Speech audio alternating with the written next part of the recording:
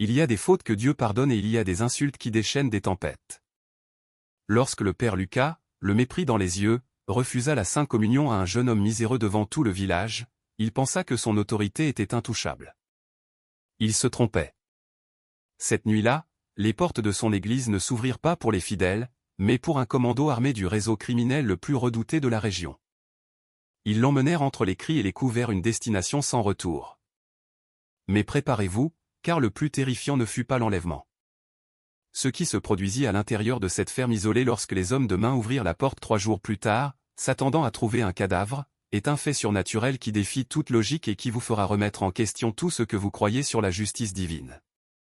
Le soleil de la campagne provençale ne se contentait pas d'illuminer, il semblait peser de tout son plomb sur les épaules des fidèles qui marchaient lentement vers la vieille église Saint-Martin. C'était un dimanche doux, sec et poussiéreux, où l'air vibrait de cette chaleur qui déforme l'horizon et assèche les gorges. Pourtant, les cloches de l'église, bien qu'oxydées par le temps et l'oubli des autorités, carillonnaient avec une insistance presque provocante, appelant les âmes à chercher un refuge que le monde extérieur, marqué par la violence sourde du groupe local et la précarité grandissante, leur refusait systématiquement. À l'intérieur du temple, l'atmosphère était radicalement différente. L'air y était dense, saturé par un mélange pénétrant de cire fondue, de l'arôme doux et ancien de l'encens qui montait en spirale paresseuse vers les poutres de bois rongées par les vers, et de l'odeur humaine de centaines de corps travailleurs venus chercher du réconfort. Au centre de ce sanctuaire d'espérance usée se tenait le père Lucas, debout face au maître-autel, revêtu de sa chasuble verte du temps ordinaire. À 45 ans, Lucas conservait un port autoritaire, une raideur quasi militaire dans sa posture qui contrastait avec la douceur des prières que murmurait l'assemblée. Mais ses yeux, sombres et profonds, racontaient une autre histoire. Il ne reflétait pas la lumière de la foi, mais le vide d'une fatigue chronique. Depuis Lambon, il observait son troupeau, non avec la compassion d'un père, mais avec la résignation d'un bureaucrate qui a vu trop de formulaires sans réponse. Il voyait les mains calleuses des agriculteurs, les foulards usés des vieilles dames et les chaussures abîmées des enfants. Et au lieu de voir la beauté de leur dévotion, il ne voyait que la cruauté d'une espérance vaine. Pour le père Lucas, la foi était devenue une routine mécanique, un script qu'il répétait par cœur tandis que son esprit vagabondait entre les statistiques de la délinquance locale et le manque de fonds pour réparer le toit qui menaçait de s'effondrer.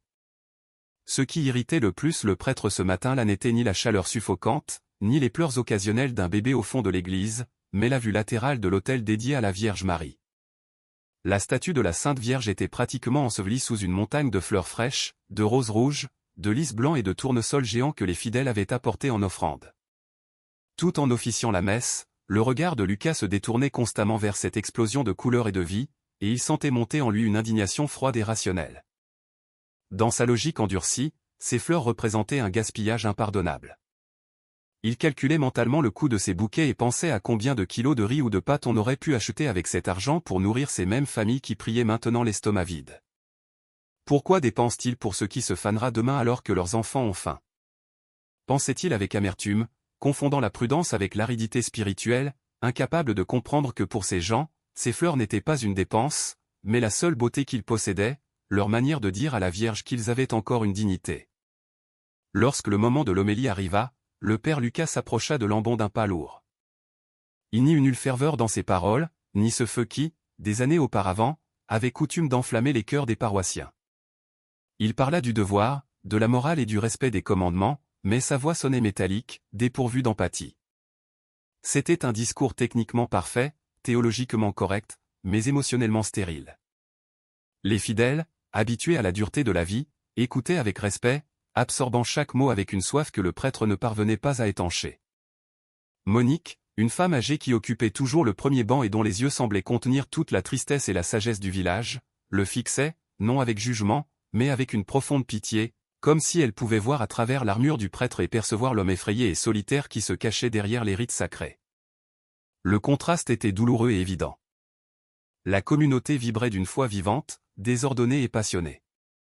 Une foi qui survivait malgré les cambriolages et les raquettes qui rôdaient au-delà des portes de l'église.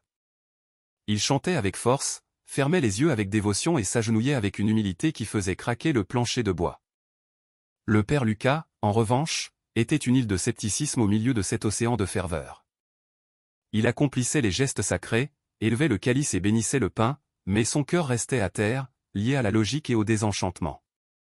à la fin de la célébration, tandis que la chorale entonnait un chant dédié à la Vierge Marie avec des voix fausses mais pleines d'amour, Lucas ressentit un désir incontrôlable que tout se termine, de se réfugier dans le silence de sa sacristie et de fermer les yeux sur cette réalité que, selon lui, Dieu avait abandonnée depuis longtemps.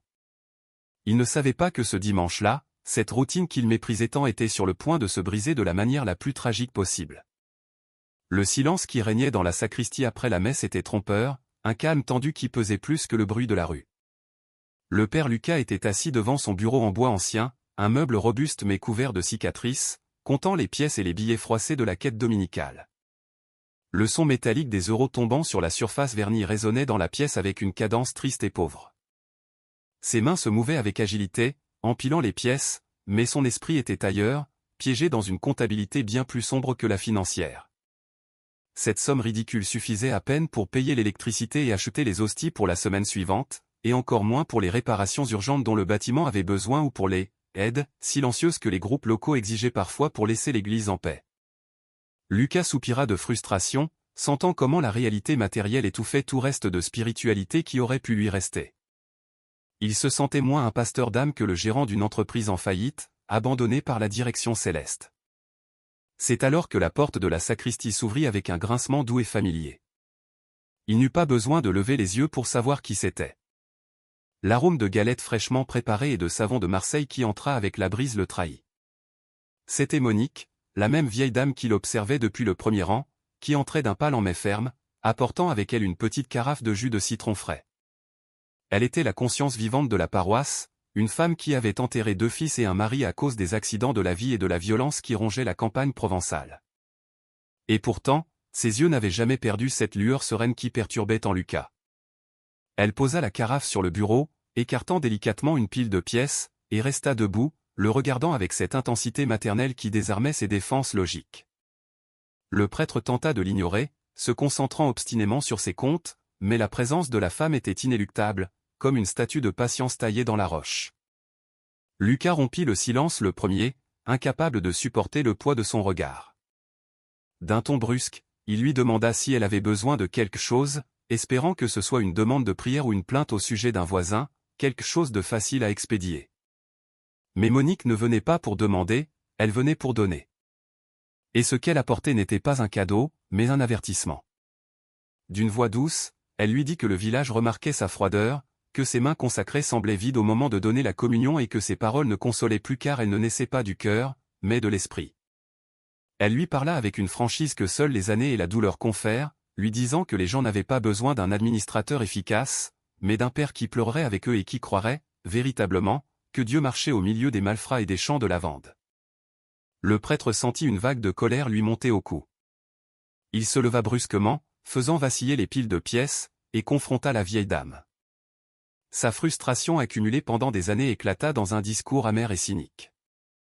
Il lui demanda à quoi servait la foi quand les jeunes quittaient le village pour ne jamais revenir, quand les mères cherchaient du travail précaire en ville et quand le ciel semblait si indifférent au désespoir semé en Provence. Il lui rappela crûment ce jour fatidique des années plus tôt, où il avait vu mourir un homme juste alors qu'il priait son chapelet, sans qu'aucune intervention divine n'arrête la maladie. Pour Lucas, la réalité était un mécanisme cruel et logique, où la prière était, au mieux, un réconfort psychologique et, au pire, un pieux mensonge. Il croyait protéger sa communauté avec son pragmatisme, leur apprenant à survivre au lieu d'attendre des miracles qui n'arrivaient jamais. Monique ne recula pas devant l'emportement du prêtre. Au contraire, elle s'approcha d'un pas et, avec une audace qui glaça le sang de Lucas, prit ses mains entre les siennes, des mains rêches et chaudes. Elle lui dit que son problème n'était pas le doute, mais l'orgueil. L'orgueil de croire que sa douleur était plus grande que la miséricorde de Dieu et que son intellect pouvait juger les desseins du ciel. Elle l'avertit que ce chemin de superbe le menait à un abîme, qu'en endurcissant son cœur pour ne pas souffrir, il s'isolait de la seule source de protection véritable. Ces dernières paroles résonnèrent dans la petite sacristie comme une sentence. Faites attention, mon père, car quand on se croit plus haut que l'autel, la chute est terrible.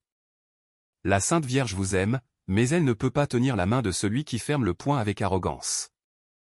Lucas retira brusquement ses mains et lui indiqua la sortie, rejetant la prophétie, sans savoir que l'épreuve de ses paroles n'était qu'à quelques heures de distance, marchant déjà vers son église d'un pas sale et affamé. La messe avait atteint son point culminant, le rite de la communion. Cet instant sacré où le divin touche l'humain de la manière la plus tangible possible. La file des fidèles s'étendait dans l'allée centrale de la nef, une procession lente et solennelle d'âmes en quête de nourriture spirituelle. Le père Lucas, debout au pied de l'autel, tenait le ciboire doré avec une fermeté mécanique, répétant la formule liturgique avec la monotonie d'une vieille horloge. Le corps du Christ, disait-il, et une main se tendait, une bouche s'ouvrait, un « Amen » murmuré répondait. L'air était chargé, épaissi par la chaleur de midi et le souffle collectif de la congrégation. Pour Lucas, ce défilé interminable de visages en sueur et de mains usées était devenu une épreuve d'endurance, une formalité bureaucratique qu'il devait expédier avec efficacité pour pouvoir se retirer dans la solitude fraîche de son bureau. Il ne regardait pas les yeux de ceux qui communiaient. Son regard s'arrêtait sur les mains, sur les langues, jugeant l'hygiène, la posture, la correction du geste, obsédé par la forme, tandis que le fond lui échappait complètement. La file avançait régulièrement jusqu'à ce que, soudain, le rythme soit rompu. Une silhouette se détacha de l'ombre des colonnes latérales et s'inséra dans la ligne, se distinguant douloureusement parmi les femmes voilées et les hommes en chemise du dimanche repassé. C'était un homme jeune, mais vieilli prématurément par les intempéries, un ouvrier agricole ou peut-être un vagabond qui semblait porter sur lui toute la poussière des chemins de Provence. Ses vêtements étaient tachés de terre et de graisse. Ses pieds étaient chaussés de vieilles sandales qui laissaient voir une peau tannée et sale. Et une odeur âcre, mélange de sueur rance et de désespoir, le précédait comme un avertissement. Arrivé devant le prêtre, l'homme ne baissa pas le regard avec la soumission habituelle. Il leva des yeux immensément tristes, remplis d'une supplique muette, et tendit deux mains tremblantes, noires de crasse et de callosité, formant une coupe imparfaite pour recevoir l'hostie consacrée. C'était Léo. Le père Lucas s'arrêta net. Le temps parut se figer. Le prêtre regarda la blancheur immaculée de l'hostie qu'il tenait entre son pouce et son index, puis il regarda la saleté sur les mains de l'homme. Une vague de répulsion déguisée en zèle religieux lui monta à la gorge. Dans son esprit rigide, ce n'était pas un acte de foi, mais une profanation. C'était un manque de respect intolérable envers la pureté du sacrement. L'indignation obscurcit son jugement et, au lieu de voir un Christ souffrant déguisé en mendiant, il ne vit qu'une tache qui menaçait la propreté de sa liturgie. Le silence dans le temple devint absolu, si profond qu'on pouvait entendre le bourdonnement des mouches contre les vitraux. L'homme resta là, les mains tendues, attendant la grâce. Mais Lucas ne bougea pas. D'un mouvement lent et délibéré, le prêtre retira la main qui tenait l'hostie, l'éloignant de la portée de l'homme. Son visage se durcit, se transformant en un masque de dédain. Il n'y eut nulle compassion dans son geste, ni même un refus poli. Il se pencha légèrement en avant, envahissant l'espace personnel de l'indigent, et d'une voix qui, bien que murmurée, résonna comme un coup de fouet dans le silence sépulcral de l'église, il prononça la sentence. Non, siffla-t-il entre ses dents avec une froideur qui coupait l'air. Regarde tes mains. Tu n'es pas propre pour recevoir le roi des rois. Je ne vais pas jeter des perles au pourceau. Retire-toi et ne reviens pas avant d'avoir la dignité de te présenter devant Dieu comme il se doit. La cruauté de ces paroles fut physique. L'homme recula comme s'il avait été frappé. Ses mains vides se fermèrent en point de honte et son visage s'empourpra d'une rougeur douloureuse. Il baissa la tête, humilié jusqu'au plus profond de son être, et fit demi-tour, traînant les pieds vers la sortie, sous le regard stupéfait et horrifié de toute la communauté. L'atmosphère dans l'église changea instantanément après le départ de l'homme. Le père Lucas, retrouvant sa posture droite, tenta de continuer la distribution de la communion comme si de rien n'était, attendant que le fidèle suivant s'approche. Mais personne ne bougea. La file s'était arrêtée. Les paroissiens, de simples agriculteurs et femmes au foyer, qui avaient toujours respecté la soutane, regardaient maintenant leur pasteur avec un mélange de peur et d'incompréhension. Ils avaient été témoins de quelque chose de terrible. Le berger avait frappé la brebis blessée. Monique, depuis son banc, couvrit sa bouche de ses deux mains pour étouffer un sanglot, et ses larmes coulèrent librement, non pour l'homme expulsé, mais pour l'âme du prêtre, qui venait de commettre un suicide spirituel devant l'autel. Lucas, sentant le poids de 100 regards accusateurs, éleva la voix avec impatience. « Le corps du Christ !» insista-t-il, presque en criant, exigeant que le rite continue. Peu à peu, avec réticence, la file se remit en mouvement, mais la magie était rompue. La communion n'était plus un banquet d'amour, mais une formalité amère. Lucas avait défendu la propreté de ses mains, mais il avait souillé son cœur de manière irrémédiable et, sans le savoir, il avait signé sa propre sentence en convoquant les forces obscures qui rôdaient déjà à l'extérieur, attendant le bon moment pour recouvrer la dette de son orgueil. La messe continua, mais la liturgie s'était transformée en une pantomime douloureuse, dépouillée de son esprit vital. Le père Lucas retourna à l'autel et commença à nettoyer les vases sacrés avec des gestes brusques et précis, frottant le calice avec le purificatoire, comme s'il voulait effacer non seulement les résidus du vin, mais aussi la tache invisible qui flottait maintenant dans l'atmosphère. En bas, sur les bancs, l'ambiance était passée d'une dévotion festive à un deuil collectif. Il n'y eut pas de cris de protestation ni de murmures de rébellion. La réaction des gens de la campagne provençale, habitués à supporter les coups du destin avec une résistance stoïque, fut un silence écrasant et lourd, une quiétude si dense qu'elle semblait comprimer les poumons. C'était le silence de la déception profonde, le genre d'agonie silencieuse que l'on ressent quand un père frappe un fils ou quand un protecteur devient un bourreau. Les femmes, la tête couverte de leur voile de dentelle ou de leur modeste foulard, baissèrent la tête, non en prière, mais de honte pour autrui, incapables de soutenir le regard de l'image du Christ crucifié qui pendait au-dessus de l'autel, sentant que, d'une certaine manière, tous avaient été complices de ce rejet. Tandis que le prêtre lisait la prière après la communion, sa voix résonna creuse dans la nef, rebondissant contre les murs de pierre sans trouver d'écho dans les cœurs des fidèles. « Prions, dit-il, mais personne ne semblait prier avec lui. Au troisième rang, une petite fille d'environ 6 ans, Chloé, avec des tresses serrées et une robe blanche amidonnée, tira doucement sur la jupe de sa mère. Avec cette innocence qui tranche comme un couteau l'hypocrisie des adultes, elle demanda dans un murmure qui s'entendit bien trop clairement dans la quiétude du temple, « Maman, pourquoi le curé n'a pas donné le bon Dieu au monsieur qui avait faim? Il n'y en avait plus ?» La mère, les yeux pleins de larmes, n'eut pas de mots pour répondre. Elle serra simplement la petite contre sa poitrine et lui couvrit doucement la bouche, sanglotant en silence, sentant que cette question enfantine contenait une théologie plus profonde et plus vraie que tout le droit canon que Lucas croyait défendre. Ce « pourquoi » flotta dans l'air, accusateur et sans réponse, restant suspendu comme la fumée de l'encens qui refuse de monter au ciel. Le moment du rite de la paix, habituellement une explosion d'accolades, de poignées de main et de sourires communautaires, fut peut-être l'instant le plus désolant. Le père Lucas, depuis l'autel, étendit les mains et murmura « Que la paix du Seigneur soit toujours avec vous ». La réponse de l'assemblée, et avec votre esprit, fut un murmure faible, presque imperceptible, dépourvu de conviction. Quand vint le moment de se donner la paix fraternelle, les fidèles se touchèrent à peine. Les accolades furent froides, distantes, comme si la peur de la contagion spirituelle les avait paralysés. Personne n'osa regarder vers le cœur. Personne ne chercha le regard du prêtre pour acquiescer avec respect comme ils avaient l'habitude de le faire. La communion entre le pasteur et son troupeau était rompue, et le lien sacré de confiance gisait en morceaux sur le sol, avec la dignité de l'homme expulsé. La communauté, dans sa sagesse simple, comprenait que ce qui s'était passé n'était pas une défense de l'Eucharistie, mais une trahison de l'essence même de l'Évangile, la miséricorde. À la fin de la messe, le père Lucas donna la bénédiction finale en faisant le signe de croix dans l'air, un geste ample et théâtral qui parut tracer une barrière invisible entre lui et le peuple. « Allez dans la paix du Christ », dit-il, mais l'ironie de ces mots était amère. Les gens commencèrent à sortir, mais il n'y eut pas les habituels attroupements et salutations à la porte, ni les rires des jeunes sur le parvis, ni les dames s'approchant pour demander la bénédiction pour leurs chapelets ou leurs images. Ils sortirent précipitamment, la tête basse, comme s'ils fuyaient un lieu qui avait perdu sa sainteté. Le parvis se vida en quelques minutes, laissant le prêtre seul, debout sous l'arche de l'entrée principale, observant les dos de ses paroissiens s'éloigner dans les rues poussiéreuses sous le soleil implacable.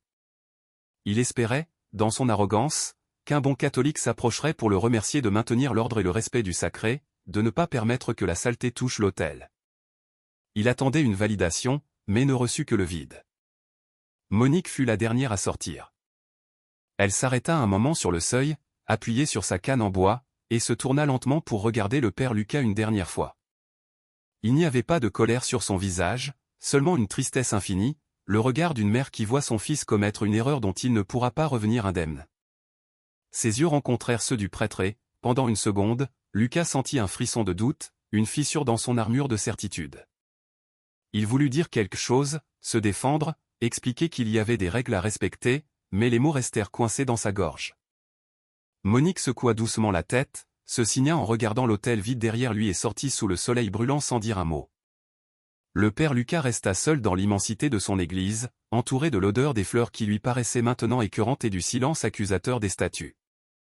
Il ferma les lourdes portes en bois avec un bruit sourd qui résonna comme la fermeture d'un tombeau, se convainquant qu'il avait fait ce qu'il fallait, sans savoir qu'en fermant cette porte, il s'enfermait avec sa propre condamnation. Les heures qui suivirent la fermeture des portes de l'église s'étirèrent avec une lenteur exaspérante, transformant le presbytère en une forteresse de solitude. Le père Lucas se retira dans sa salle à manger, une pièce austère avec une longue table en bois sombre conçue pour accueillir 12 personnes, mais qui n'avait maintenant qu'un seul couvert dressé à son extrémité. Il s'assit devant une assiette de soupe qui refroidissait rapidement, la cuillère suspendue en l'air, incapable de porter la nourriture à sa bouche. Le silence de la maison était absolu, mais ce n'était pas un silence de paix, c'était un vide vibrant, accusateur, rythmé par le tic-tac monotone d'une vieille horloge à pendule sur le mur et le bourdonnement lointain d'un réfrigérateur. Lucas tenta de reprendre son dialogue interne, cette narration qu'il avait construite pour justifier sa dureté. L'ordre est la première loi du ciel, se répétait-il comme un mantra. Si nous permettons à n'importe qui de toucher les choses sacrées sans préparation, qu'est-ce qui nous différencie des animaux? J'ai fait ce qui était juste. J'ai fait ce qui était nécessaire. Cependant, bien qu'il tentât de blinder sa conscience avec des arguments théologiques, l'image des mains sales et tremblantes de l'homme, et surtout le regard de déception de Monique, se superposaient à ses pensées comme des fantômes persistants qu'il ne pouvait exorciser. Il se leva de table sans avoir touché à son repas et commença à arpenter les couloirs de la maison, ses pas résonnant sur les carreaux froids. Il se sentait agité, une anxiété qu'il ne pouvait attribuer uniquement à l'incident du matin. Il s'approcha de la fenêtre de son bureau et écarta légèrement le rideau pour regarder vers la place du village. Ce qu'il vit lui glaça le sang plus que n'importe quel reproche verbal. La place était déserte. Un dimanche après-midi en Provence était habituellement synonyme de vie, de vendeurs de crêpes, d'enfants courant et de couples se promenant sous les platanes. Mais aujourd'hui, le village semblait avoir été avalé par la terre. Les volets des commerces étaient baissés, il n'y avait personne sur les bancs, et même les chiens errants ne déambulaient pas sur l'asphalte chaud. C'était un vide contre nature, un présage que quelque chose de sombre se tramait dans l'ombre, quelque chose que les habitants, avec leur instinct de survie aiguisé par des années de coexistence avec la petite délinquance, avaient détecté bien avant lui. Lucas ressentit pour la première fois une pointe de peur réelle. Pas spirituelle, mais physique. La sensation d'être un étranger sur sa propre terre, isolé par les mêmes murs qu'il avait érigés pour maintenir son statut. Le son strident du téléphone fixe rompit la quiétude comme un coup de feu, faisant sursauter le prêtre. L'appareil, un vieux modèle à cadran de couleur crème, sonna 1, 2, 3 fois, chaque sonnerie plus urgente que la précédente. Lucas resta à regarder le téléphone avec méfiance, le cœur battant dans sa gorge. Personne n'appelait à cette heure à moins d'une urgence extrême. D'une main tremblante, il décrocha le combiné et le porta à son oreille. « Allô ?» demanda-t-il, essayant d'imprimer de l'autorité à sa voix. De l'autre côté de la ligne, une respiration haletante et entrecoupée précéda la voix qui le reconnut immédiatement. C'était Stéphane, une vieille connaissance de la gendarmerie locale, un homme qui avait l'habitude de naviguer dans les eaux troubles entre la loi et le crime organisé pour survivre. « Mon père, écoutez-moi bien et ne m'interrompez pas », murmura Stéphane avec un ton de panique que Lucas ne lui avait jamais entendu. « Vous devez partir. Tout de suite. Sortez par derrière, prenez votre voiture et ne vous arrêtez pas avant d'arriver à Lyon ou à Paris. Ils viennent pour vous. » Lucas sentit le sol se dérober sous ses pieds. « De quoi parles-tu, Stéphane ? Qui vient ? » demanda-t-il, bien qu'au fond de lui, il connaissait déjà la réponse. « Le groupe local, mon père, » répondit le gendarme en baissant encore plus la voix. « Quelqu'un leur a dit que vous aviez donné des informations à la gendarmerie sur leur planque dans les collines. Ils pensent que vous êtes un mouchard. Ils arrivent, mon père, et ils ne vont pas discuter. Je ne peux rien faire. Ils tiennent tout le monde. Partez, pour l'amour de Dieu. » La ligne se coupa brusquement, ne laissant que la tonalité d'occupation bourdonner à l'oreille du prêtre. Lucas laissa tomber le combiné, qui resta suspendu au bout de son câble, se balançant comme un pendule de mort. L'accusation était absurde, un mensonge, une erreur fatale. Il n'avait jamais parlé à la gendarmerie. Il se tenait à l'écart, enfermé dans son église, protégeant sa propre sécurité par l'isolement. Mais dans la logique brutale de la campagne provençale, la vérité n'importait pas, seulement la perception et la rumeur. Son arrogance de se croire intouchable parce qu'il était un homme de Dieu s'effondra en un instant. Il courut vers la porte de derrière, cherchant les clés de sa vieille berline dans les poches de sa soutane, la panique obscurcissant son esprit rationnel. Mais en arrivant dans la cour arrière, il s'arrêta net. Le silence avait changé. Ce n'était plus la quiétude de l'après-midi, mais le silence qui précède l'orage. Au loin, mais s'approchant rapidement, il entendit le rugissement inimitable de moteurs puissants, des camionnettes puissantes brisant la paix du village. C'étaient eux. Il n'y avait pas le temps. Lucas recula à l'intérieur de la maison, verrouillant des portes inutiles avec des mains qui lui obéissaient à peine. Il réalisa avec une clarté dévastatrice sa totale impuissance. S'il avait été un pasteur aimé, s'il avait embrassé son peuple ce matin-là, peut-être qu'il aurait eu maintenant 100 hommes entourant l'église pour le protéger, ou une famille qui l'aurait caché dans une cave secrète. Mais il était seul. Il avait méprisé les humbles et maintenant, à l'heure de son épreuve, il n'y avait personne pour s'interposer entre lui et les loups. Il se réfugia dans la sacristie, éteignit les lumières et se blottit dans un coin. Tremblant, tandis que le son des pneus crissant sur le gravier devant l'église annonçait que son temps de grâce était terminé. L'homme qui avait exigé la pureté et la dignité était maintenant réduit à une proie terrifiée, attendant dans l'obscurité, prisonnier de son propre orgueil, avant même que les chaînes ne touchent ses poignets. Le fracas qui brisa la porte principale de la paroisse ne sonna pas comme du bois qui se brise, mais comme une explosion qui secoua les fondations même du bâtiment centenaire.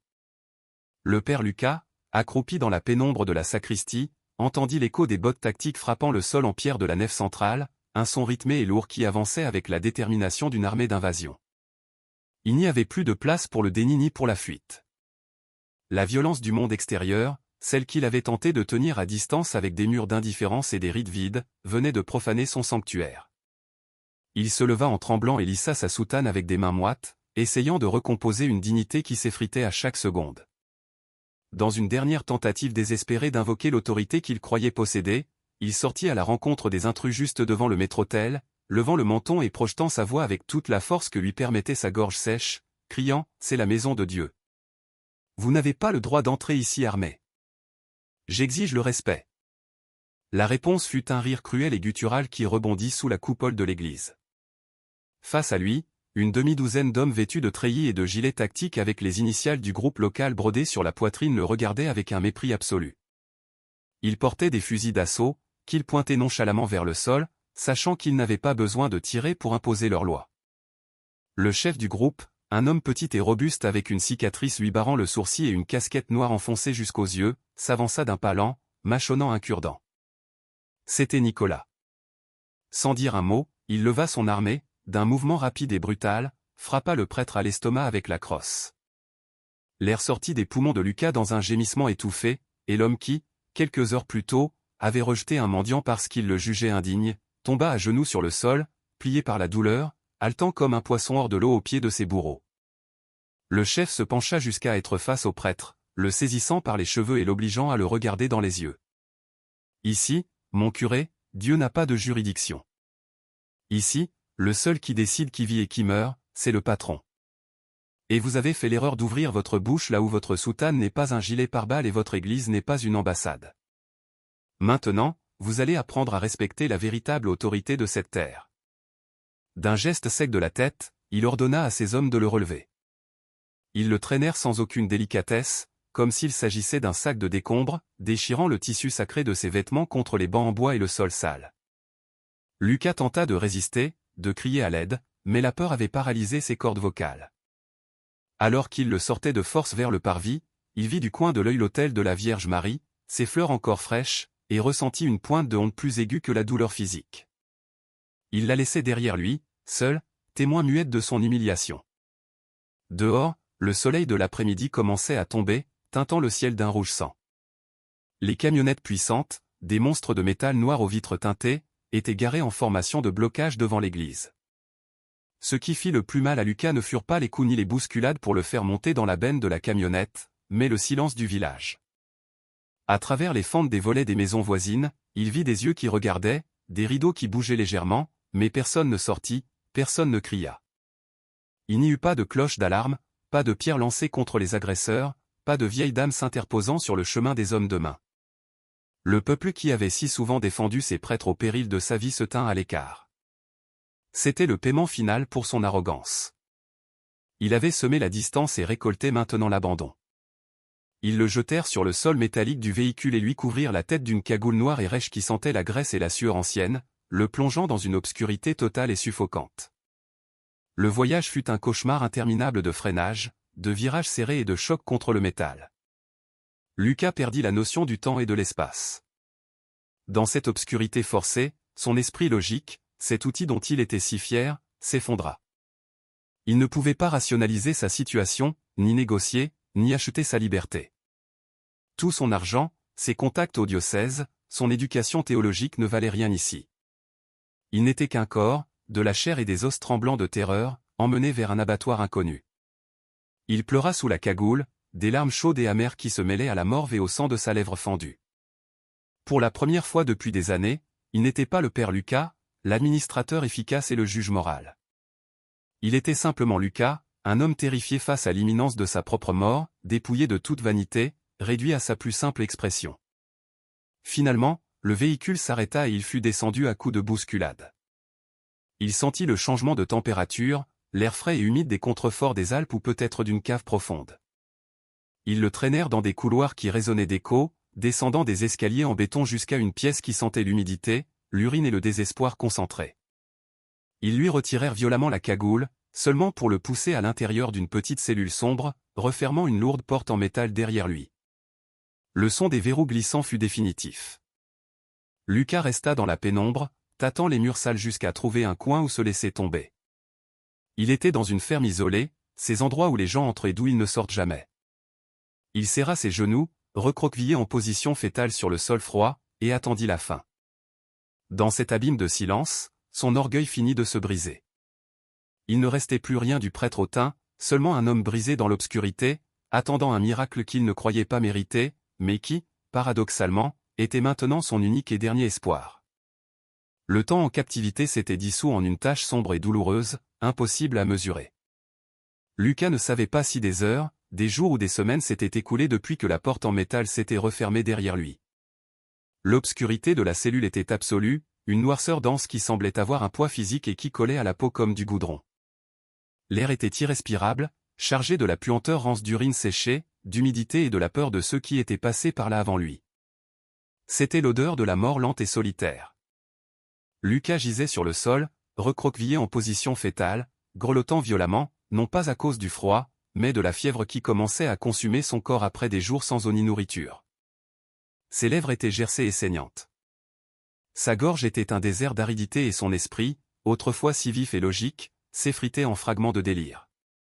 Il ne priait plus les prières liturgiques. Le latin et les psaumes appris par cœur s'étaient évaporés. À leur place, il ne restait que le souvenir torturant du visage de l'homme à qui il avait refusé la communion. Dans l'obscurité, ce visage se multipliait, l'observant de chaque coin, non avec haine, mais avec cette même tristesse insupportable qu'il reconnaissait maintenant comme le jugement de Dieu. Lucas comprit avec une clarté dévastatrice que son véritable péché n'avait pas été de refuser un morceau de pain, mais de nier la dignité humaine, se croyant propriétaire d'une grâce qu'il ne devait qu'administrer, pas rationner. Dans l'abîme de son désespoir, le père Lucas cessa de prier pour sa vie. L'idée de mourir là, seul et oublié, lui semblait maintenant un châtiment juste, une pénitence proportionnelle à sa superbe. Avec les dernières forces qui lui restaient, il se traîna jusqu'à se mettre à genoux sur le ciment sale, ignorant la douleur aiguë dans ses articulations. Il joignit les mains, non avec l'élégance du prêtre à l'autel, mais avec le désespoir du naufragé qui s'accroche à une planche au milieu de la tempête. « Pardonne-moi » murmura-t-il d'une voix brisée, une supplique adressée au vide. Non pas en tant que prêtre, mais en tant qu'homme misérable. Pardonne-moi d'avoir méprisé tes enfants.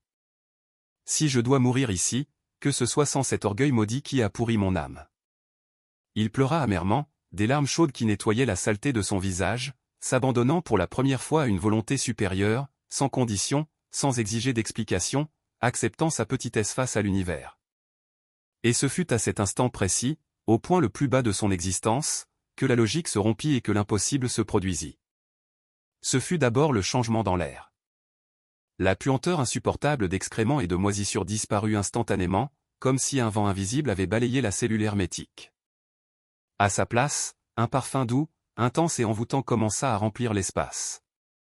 Ce n'était pas une odeur subtile, c'était une explosion olfactive, l'arôme inimitable de milliers de roses fraîches, de roses fraîchement coupées, mélangées à une touche de terre humide et de cire d'abeille pure.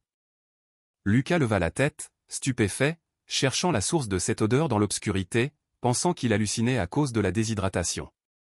Mais l'arôme était réel, dense, presque tangible. Puis, la température de la cellule changea. Le froid humide qui transperçait les os fut remplacé par une chaleur douce et réconfortante, semblable à l'étreinte d'une couverture de laine chauffée au soleil. Une lumière tamisée, dorée et sans origine apparente, commença à émaner du centre même de la pièce, dissipant les ombres non avec violence, mais avec une douceur qui caressait la vue fatiguée du prêtre. Au milieu de cette lueur, Lucas ne vit pas de figure humaine définie, ni d'apparition cinématographique. Ce qu'il sentit fut une présence. Une présence féminine, immensément puissante et à la fois infiniment tendre, qui remplit la cellule et remplit sa poitrine, expulsant la peur et la solitude. Il entendit, non avec ses oreilles, mais au centre de son cœur, une voix maternelle lui murmurait « Ne suis-je pas ici, moi qui suis ta mère ? Ne t'ai-je pas sous ma protection ? Ne suis-je pas la source de ta joie ? Que te manque-t-il d'autre » Lucas sentit un poids physique sur ses épaules, mais ce n'était pas le poids de la culpabilité, mais la sensation physique d'un manteau simple et rugueux, le couvrant, le protégeant de tout mal. La douleur disparut, la soif s'évanouit. Il resta là, à genoux, dans l'extase d'un amour immérité, pleurant de pure gratitude, sachant qu'il avait été pardonné. Le miracle ne s'arrêta pas à l'expérience mystique. Dehors, dans le couloir, on entendit des pas précipités et des voix altérées. La porte en métal s'ouvrit avec un fracas, heurtant le mur. C'étaient les hommes de main, le chef à la cicatrice et deux de ses hommes, qui entraient avec des lampes de poche et des armes dégainées, probablement pour finir le travail ou déplacer le corps. Mais ils s'arrêtèrent net sur le seuil, paralysés. Leurs lampes de poche tombèrent de leurs mains. L'odeur de rose sortit de la cellule comme une vague physique, les frappant et leur donnant le vertige, un arôme sacré qui n'avait pas sa place dans cet enfer de torture. Ils virent le père Lucas à genoux, non pas sale et brisé comme il l'avait laissé, mais enveloppé d'une sérénité lumineuse, le visage propre et une expression de paix qui terrifiait ces hommes violents plus que n'importe quelle menace. Il n'y avait aucune trace des blessures sur son visage. Le chef du réseau, un homme qui avait tué sans ciller, recula en tremblant, se signant instinctivement d'une main maladroite. « On s'en va, laissez-le » balbutia-t-il, le visage pâle comme du papier, incapable de franchir la ligne invisible qui séparait le couloir de la cellule imprégnée de sainteté. Il y a quelque chose ici qu'on ne peut pas toucher. Sortez-le sur la route et laissez-le partir. Maintenant. Le pouvoir des armes avait capitulé devant le pouvoir de la grâce. La Vierge avait transformé une cellule de mort en un sanctuaire inexpugnable. Le voyage de retour vers la liberté fut aussi surréaliste que la captivité. Mais cette fois, la terreur avait changé de camp. Les hommes de main, des hommes habitués à la violence la plus crue, conduisait la camionnette dans un silence sépulcral, tendu, et évitant de regarder le prêtre dans le rétroviseur, comme s'il transportait une charge radioactive ou un explosif instable. Il n'y eut pas de coups, pas d'insultes, ils ne lui remirent même pas la cagoule. La peur du sacré, cette crainte atavique qui survit même dans les âmes les plus sombres, les avait neutralisés. Ils arrêtèrent le véhicule sur un tronçon désert d'une route départementale, sous la lumière grisâtre et froide de l'aube qui commençait à poindre sur les collines de Provence. Le chef du groupe descendit, ouvrit la porte arrière et, d'un geste rapide et nerveux, indiqua à Lucas de descendre. Il n'y eut pas les menaces de mort habituelles, ni l'avertissement « si tu parles, on te tue ». Il n'y eut qu'une hâte désespérée de s'éloigner de lui, de mettre des kilomètres de distance entre leur brutalité et le miracle qui imprégnait encore les vêtements du prêtre d'un parfum persistant de rose. La camionnette démarra en soulevant un nuage de poussière et disparut dans la brume du matin, laissant Lucas seul dans l'immensité du paysage. Le père Lucas resta debout sur le bas-côté asphalté, respirant l'air pur et frais de l'aube. Ses pieds touchaient la terre ferme, ses poumons se remplissaient d'oxygène, et le chant des grillons remplaçait l'écho des verrous de la prison. Il aurait dû ressentir de l'euphorie, cette poussée d'adrénaline de celui qui a échappé à la mort de justesse, mais ce qu'il ressentit fut un poids écrasant qui le fit se plier en deux. Ses jambes, qui avaient résisté à la torture de la peur, cédèrent finalement et il tomba à genoux sur le gravier du chemin, non par faiblesse physique, mais à cause d'une démolition interne totale. Là, seul face au ciel qui se teignait d'orange et de violet, l'armure qu'il avait portée pendant des années, cette carapace de rectitude, de sévérité, de jugement implacable envers les autres se brisa en mille morceaux, laissant son âme nue et tremblante à découvert. Les pleurs commencèrent comme un faible gémissement, un son animal qui jaillissait du plus profond de son ventre et se transforma rapidement en un torrent de larmes incontrôlables. Il pleura comme il ne l'avait pas fait depuis son enfance, le corps secoué de spasmes violents, se serrant la poitrine avec ses mains sales. Il ne pleurait pas à cause du traumatisme de l'enlèvement, il pleurait à cause de la compréhension dévastatrice de la miséricorde. Pendant des années, Lucas avait prêché un Dieu de comptabilité, un Dieu qui exigeait des mains propres et des comptes clairs, un Dieu qui, selon sa logique, n'aurait jamais dû sauver un prêtre arrogant qui avait méprisé un pauvre. Selon sa propre théologie, il méritait la mort dans cette cellule. Et pourtant, le ciel avait enfreint ses propres règles pour le secourir. La Vierge n'était pas venue sauver le père Lucas, l'administrateur de la foi, mais Lucas, le fils perdu et effrayé.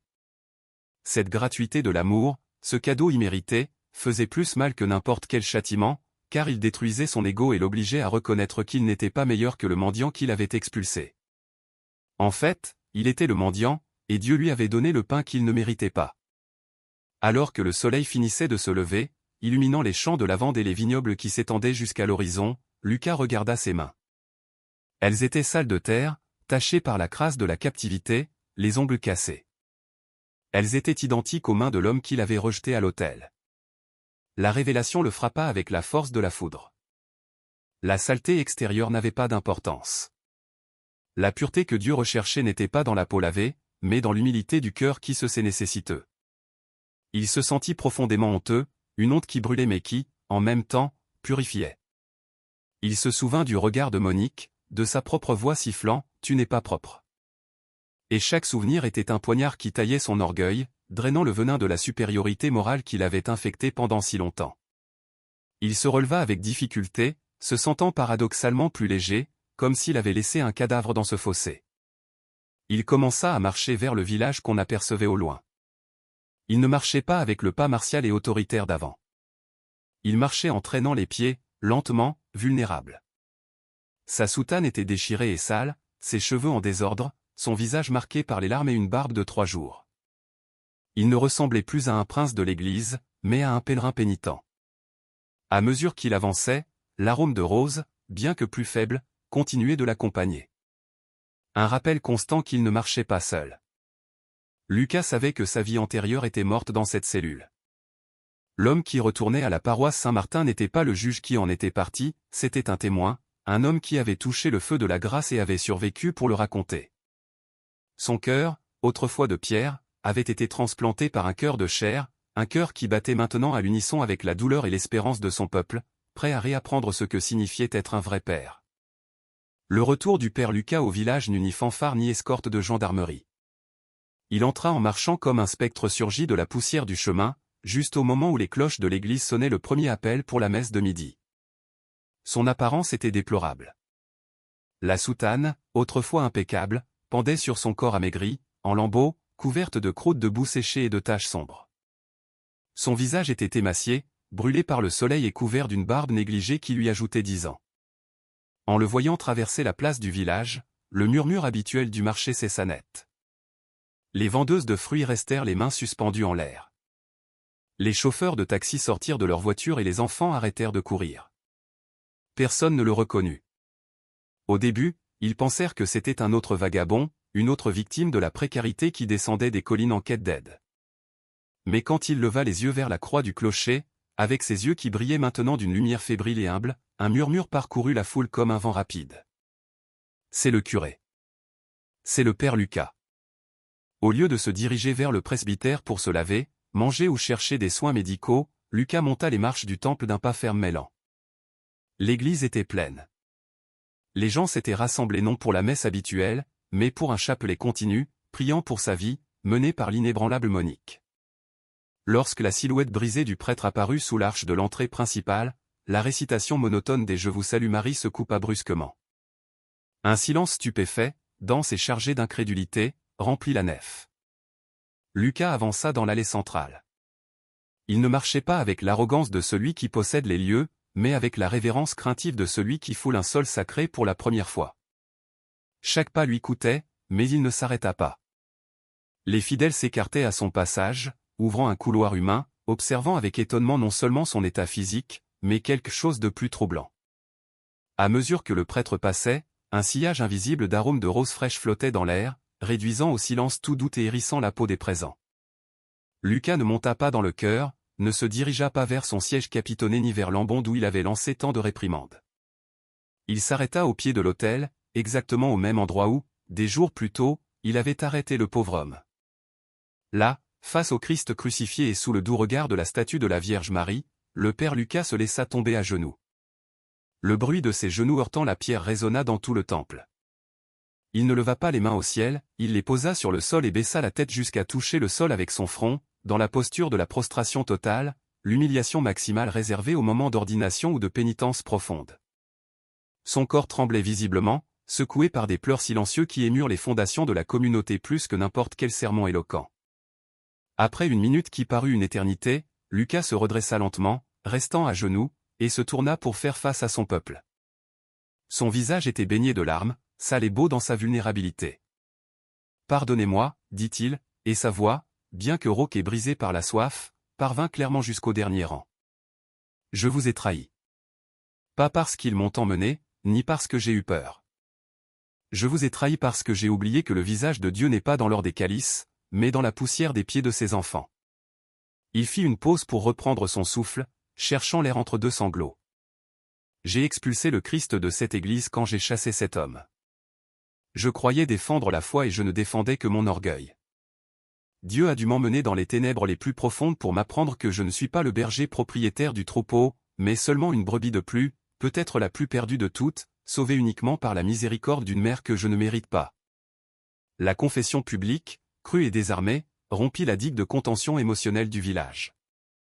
Les gens de Provence, qui avaient vu tant de malheur et tant d'arrogance chez les autorités, n'avaient jamais vu un homme de pouvoir se dénuder ainsi spirituellement. Ce fut Monique qui rompit la paralysie. Elle se leva de son banc, s'appuyant lourdement sur sa canne, et marcha lentement vers le prêtre agenouillé. Le son de sa canne frappant le sol marqua le rythme du pardon. Arrivée devant lui, elle ne le réprimanda pas, ne lui dit pas « Je vous l'avais bien dit ». Elle laissa tomber sa canne, se pencha avec difficulté et prit le visage sale du père Lucas entre ses mains ridées. « Mon fils », lui dit-elle avec une tendresse infinie, utilisant un mot qui effaçait toute hiérarchie ecclésiastique et le ramenait à son humanité essentielle. « Levez-vous. La Sainte Vierge vous a déjà relevé. Nous ne sommes pas de ceux qui vous laisseront à terre. » Monique l'aida à se remettre debout et, dans un geste instinctif, l'embrassa. Cette étreinte fut le signal. Comme si un barrage s'était rompu, les gens commencèrent à sortir de leurs bancs. Des hommes rudes des champs, des femmes avec des enfants dans les bras, des vieillards, tous s'approchèrent de l'autel. Ils ne le firent pas pour demander des miracles, mais pour le toucher, pour l'embrasser, pour pleurer avec lui. Le père Lucas, l'homme qui évitait le contact physique et méprisait la saleté, se vit submergé dans une mer de bras, d'odeurs humaines, de larmes partagées. Il se laissait étreindre, pleurant, demandant pardon encore et encore, baisant les mains des agriculteurs, serrant les enfants dans ses bras. Dans ce chaos d'amour et de rédemption, l'odeur de rose s'intensifia jusqu'à devenir presque insupportable, un parfum surnaturel qui convainquit tout le monde, sans besoin d'explications théologiques, que la mère du ciel était là, marchant parmi eux, retissant les fils brisés de cette communauté. Le pasteur était mort pour que le Père puisse naître. Et le peuple, dans son immense sagesse, le reçut de nouveau, non comme un saint, mais comme un frère qui avait survécu à la nuit pour leur apporter la lumière. 6 mois ont passé depuis cette aube miraculeuse sur la route, et la paroisse Saint-Martin, dans ce petit village en Provence, n'est plus la même. Non que les pierres de ses murs aient changé ou que les fissures du toit aient été réparées ou elles sont toujours là, témoins muets de la pauvreté de la région mais parce que l'esprit qui l'habite s'est complètement transfiguré. C'est le 12 décembre, une grande fête en l'honneur de la Vierge Marie, et le soleil d'hiver illumine un parvis qui déborde de vie. Il n'y a plus de silence craintif, ni de regard fuyant, ni cette hâte d'accomplir le rite et de se réfugier dans la sécurité des maisons fermées. L'air vibre du bruit joyeux des pétards, de l'odeur des spécialités locales et des boissons chaudes que les femmes préparent à l'entrée, et surtout d'un sentiment de liberté spirituelle que même l'ombre persistante de la violence dans la région n'a pas réussi à éteindre. L'Église est devenue une tranchée d'espérance, et son capitaine n'est plus un général distant, mais un simple soldat de l'amour. Le père Lucas se déplace dans la foule avec une énergie qui dément ses 45 ans. Ceux qui l'ont connu auparavant pourraient à peine le reconnaître maintenant. La soutane impeccable et amidonnée a été remplacée par une tenue simple, souvent tachée de chaux ou de peinture, car il dirige lui-même les réparations du temple aux côtés des maçons. Mais le changement le plus profond se lit sur son visage et dans ses mains. La raideur militaire a disparu, adoucie par des rides d'expression qui naissent de sourires et de larmes partagées avec son peuple. Ses mains, autrefois réservées à toucher le sacré avec des linges de lin, serrent maintenant avec force les mains calleuses des agriculteurs, caressent la tête des enfants et n'hésitent pas à porter des caisses de provisions. La peur de se salir est morte. Lucas a compris que la seule saleté qui éloigne Dieu est celle de l'âme, et que la poussière du chemin est la même que celle que Jésus a foulée. La messe des roses est le point culminant de la fête. L'église est si pleine que les gens se pressent aux portes ouvertes. Lorsque vient le moment de la communion, l'instant qui a marqué sa chute et sa condamnation des mois plus tôt, une tension électrique parcourt l'assemblée. Mais cette fois, la liturgie est différente. Lucas descend du chœur, il n'attend pas que les fidèles montent. Il descend vers eux, le ciboire à la main. Et alors se produit la fermeture du cercle, la guérison définitive de la blessure. Dans la foule, avec les mêmes vêtements humbles mais la tête haute, se trouve cet homme, Léo, le même journalier que Lucas avait expulsé avec mépris. Il n'est pas revenu pour réclamer, il est revenu parce que Monique l'a cherché et lui a dit que dans cette maison, il n'y avait plus de juges, seulement des frères. Le prêtre s'arrête devant lui. Pendant une seconde, le temps est suspendu. Lucas regarde les mains de l'homme, toujours marquées par le dur labeur et la terre, puis il regarde ses yeux. Il n'y a pas de mots, ils ne sont pas nécessaires. Les yeux de Lucas se remplissent de larmes, mais ce sont des larmes d'une joie sereine. Avec un geste d'une infinie révérence, le Père prend l'hostie consacrée et l'élève. Le corps du Christ, dit-il d'une voix qui tremble d'émotion. Et quand l'homme répond « Amen », Lucas ne se contente pas de lui donner la communion. Il prend les mains du journalier entre les siennes, se penche et baisse ses paumes sales, devant tout le monde. C'est un acte de réparation publique. Un baiser qui efface l'humiliation passée et scelle un nouveau pacte. La communauté éclate dans un chant spontané dédié à la Vierge Marie, chanté avec des gorges serrées par l'émotion, tandis que la statue de la Vierge sur l'autel semble sourire, entourée non seulement de fleurs, mais du fruit le plus précieux de tous, la charité véritable. La célébration ne se termine pas par la fuite des fidèles, mais par un repas communautaire sur le parvis. Le père Lucas est assis sur un banc en bois, mangeant un plat simple, riant avec les enfants qui courent autour de lui. Au loin, on voit passer une voiture de gendarmerie, et peut-être que quelque part dans les collines, les hommes du réseau se souviennent encore avec terreur de l'odeur de rose qui les a vaincus sans un coup de feu. Le mal existe toujours dans le monde, oui, mais dans ce petit coin de Provence, la peur a perdu son trône. Lucas regarde le ciel bleu, respire profondément et sent, très faiblement mais sans aucun doute, cet arôme doux et maternel qui l'a sauvé dans la cellule. Il sait que sa vie est un don, un temps supplémentaire accordé pour servir. Il n'est plus le gardien des portes fermées, il est le portier de la miséricorde. Et il sait que tant qu'il vivra, aucune brebis ne restera plus en dehors du troupeau à cause de son orgueil. La rédemption est accomplie, et l'histoire du prêtre qui est tombé à genoux pour apprendre à marcher est devenue une légende, une lumière qui brille dans l'obscurité pour nous rappeler que pour le ciel, il n'est jamais trop tard pour rentrer à la maison.